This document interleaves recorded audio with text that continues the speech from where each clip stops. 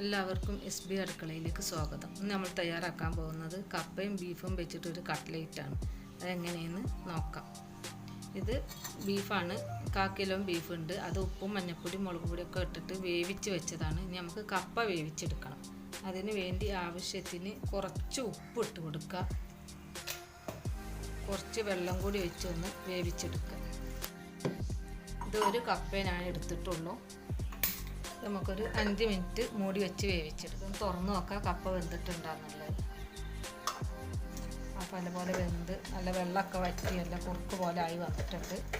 ഇനി നമുക്ക് ചൂടാറിയതിന് ശേഷം ഒന്ന് ഉടച്ചെടുക്കാം. നമുക്ക് തീ ഓഫ് ചെയ്യാം. എണ്ണ ചൂടായിട്ടുണ്ട്. നമ്മൾ സവാള ചെറുതാക്കി അരിഞ്ഞതാണ് ഇട്ട് കൊടുക്കുക. അതുപോലെ പൊടി പോലെ അരിഞ്ഞെടുക്കണം. ഇത് 2 സവാളയുണ്ട്.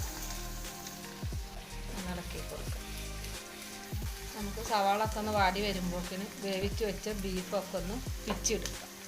വേവിച്ച് വെച്ച ബീഫാണ്. ഇതുപോലെ ചെറിയ കഷ്ണങ്ങളാക്കി എടുക്കണം.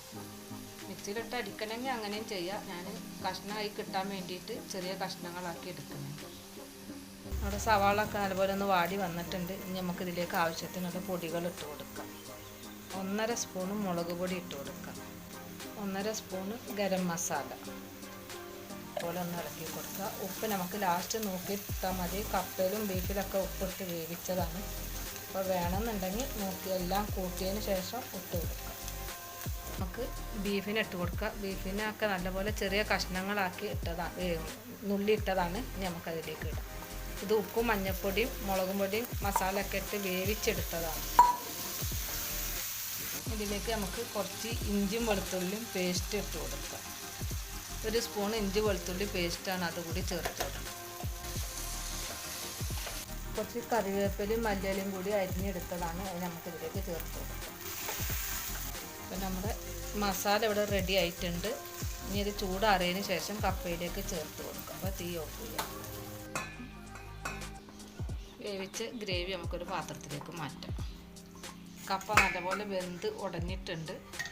നല്ലപോലെ ഉടച്ചെടുക്കണം.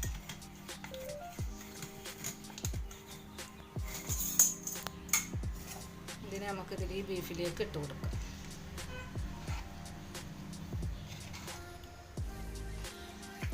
എല്ലാം കൂടെ നല്ലപോലെ യോജിപ്പിച്ചെടുക്കാം. അത് കപ്പയും ബീഫും ഒക്കെ നല്ലപോലെ യോജിപ്പിച്ചിട്ടുണ്ട്. ഇതിലേക്ക് നമുക്ക് ഒരു 3/4 കപ്പ് റസ്ക് പൊടിയാണ്, അതുകൂടി ഇതിലേക്ക് ചേർത്ത് കൊടുക്കാം.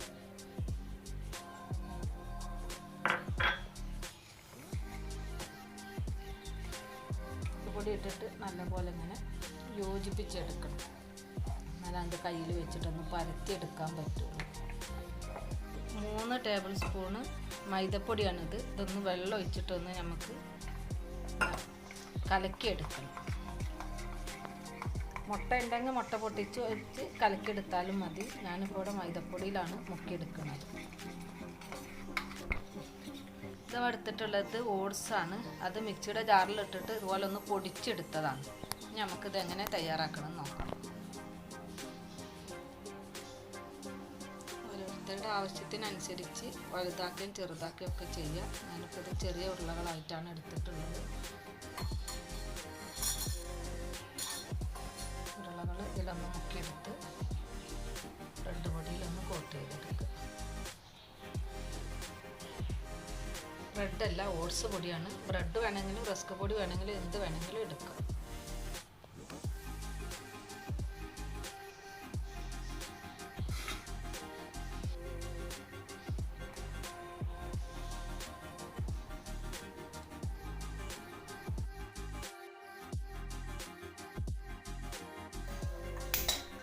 നമുക്ക് വെളിച്ചെണ്ണ ഒഴിച്ച് കൊടുക്കാം. ഓരോന്നായിട്ടിട്ട് വറുത്തെടുക്കാം.